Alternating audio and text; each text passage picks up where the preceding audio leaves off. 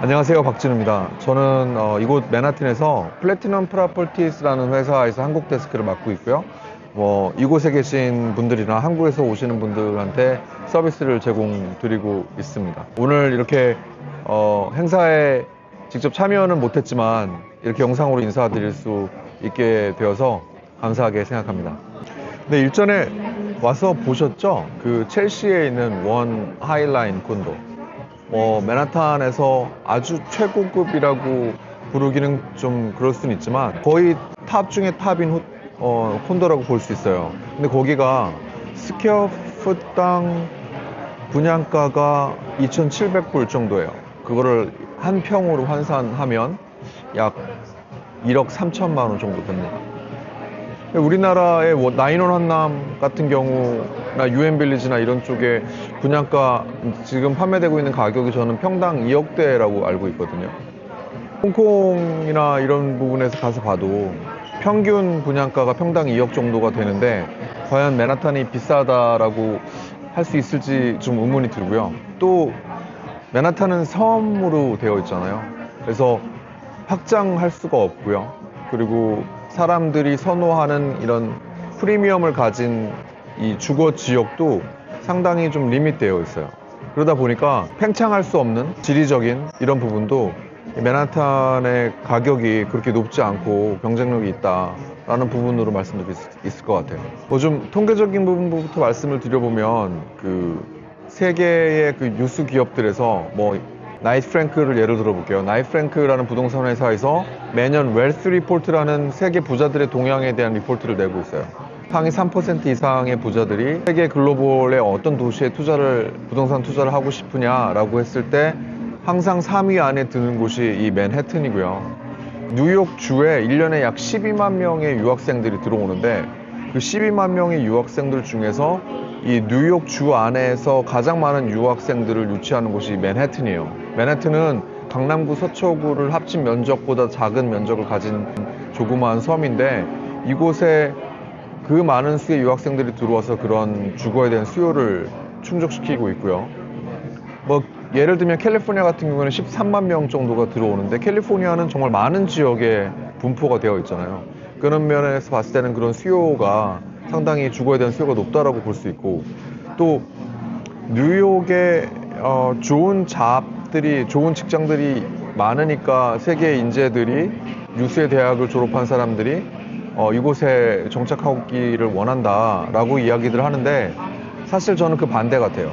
뉴욕의 이 맨하튼에 살고자 하는 그런 인재들, 그런 글로벌한 인재들이 많기 때문에 이 좋은 회사들이 얼마 전에 구글도 이 맨하튼 서쪽에 정말 천문학적인 돈을 들여서 캠퍼스를 만들었듯이 이 좋은 회사들, 금융회사들, 이런 테크 회사들이 이곳에 그들을 잡기 위해서 직장을 만들어 주는 거지 이곳에 좋은 직장이 있기 때문에 사람들이 온다라는 거는 약간 그 반대로 저는 생각이 들고요. 또 부동산 가치적인 부분에서 봤을 때도 항상 안정적인 모습을 보여왔고 약간 조금 더 보태자고 하면 서울과 뉴욕을 오고 가고 이곳에서 어떤 본인의 커리어를 갖고 서울에서도 그에 준하는 커리어를 갖는 분들이 이곳을 왔다 갔다 함으로 인해서 얻는 그 시너지가 얼마나 높겠어요. 그래서 그런 부분들이 이 맨하튼의 이런 글로벌 수도라고 불려지는 이 맨하튼의 경쟁력을 유지해 주는 것 같고, 마지막으로 뉴욕시 자체도 이 본인들이 가지고 있는 이 그런 명성, 그런 헤게모니를 놓치지 않기 위해서 그걸 뭔가 더 수요를 일으키고 이런 전 세계의 중심이 되고자 하는 노력을 정말 많이 하고 있는 부분도 있습니다. 브루클린의 윌리엄스버그, 덤보, 브루클린 하이츠, 퀸즈의 롱아일랜드 시티, 이런 부분에 투자하는 게 어떤지 문의해 주시는 분들이 꽤 계신데요.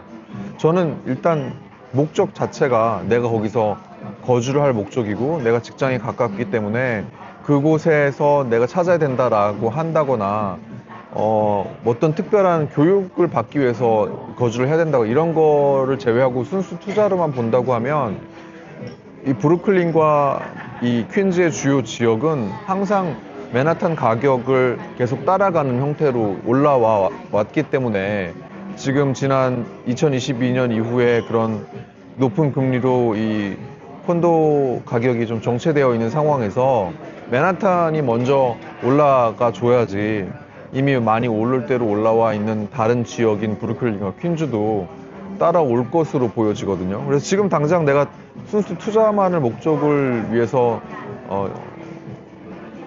투자처를 찾는다라고 하면 저는 맨하탄이 훨씬 더 다른 지역보다 더 매력이 있다고 보여지고요. 또 맨하탄 안에서도 이제 어떤 지역이 더 앞으로 더 많은 수요를 일으킬 수 있고 더 많은 가치를 올릴 수 있는지에 대해서 살펴보시는 게 맞다고 봅니다. 상용 건물 같은 경우에는 저도 이제 어느 정도 이 시장에 오래 있다 보니까 9/11도 겪었고 또 금융위기 때도 물론 그때는 서울에 있었지만 그 어떤 추이로 흘러갔는지도 보아왔었고 이번에 코로나도 있었잖아요. 근데 그 짧은 20년 기간 동안 더 넓게 보면 뭐 예전에 디프레션도 있었죠. 대공황. 근데 그런 위기가 있을 때마다 유동성이 풀리면서 이 부동산으로 돈이 흘러오는 경우가 대부분이었고 그때마다 특별하게 성장하는 섹터가 있었어요. 뭐 가장 가까운 금융위기 때는 금융위기 이후에 공급된 유동성으로 인해서 이 오피스에 대한 수요가 엄청 올라갔고 오피스 임대료가 올라가면서 오피스의 가치가 엄청 많이 올라갔죠. 지금은 그 반대가 돼서 오피스 공실이 높아지고 이 상업용 오피스 빌딩들의 가치가 하염없이 떨어지고 있기는 하지만 그런 부분에서 저는 이번에는 주거용 멀티패밀리가 좀 지켜봐야 되지 않을까. 물론 자금이 풍부한 소유자들은 가격 면에 있어서 양보하지 않아요. 그렇지만 지금 멀티패밀리를 소유하고 있는 소유자들도 2018, 19, 20년 전에 아주 낮은 이자율 때 많은 높은 레버리지를 일으켜서 빌딩을 매입하셨던 분들이 지금 올라와 있는 이 금리 수준으로 인해서 재융자를 받거나 리파이낸싱을 할 때 상당히 어려움을 겪으면서 본인들이 산 가격 혹은 더 낮은 가격으로도 매각하는 경우들이 있거든요. 근데 그런 주거 멀티패밀리 빌딩들은 안정적인 임대료 수입이 발생하기 때문에 좋은 가격에 뭐 한 5.5% 정도의 캡레이스를 가지고 있고 좋은 지역에 있다고 하면 이번에는 저는 오피스나 리테일 상가가 아니라 이런 멀티패밀리 주거용 다세대 주택을 보시는 게 맞지 않을까 생각이 되어집니다. 한아름 회계사님이 몇 개의 질문을 전달 주셔서 제가 좀 너무 길지 않고 간단하게 대답을 좀 해봤는데요. 더 궁금하신 사항이나 더 많은 이야기를 듣고 싶으시면 언제든지 연락 주시면 상담 드리겠습니다. 감사합니다.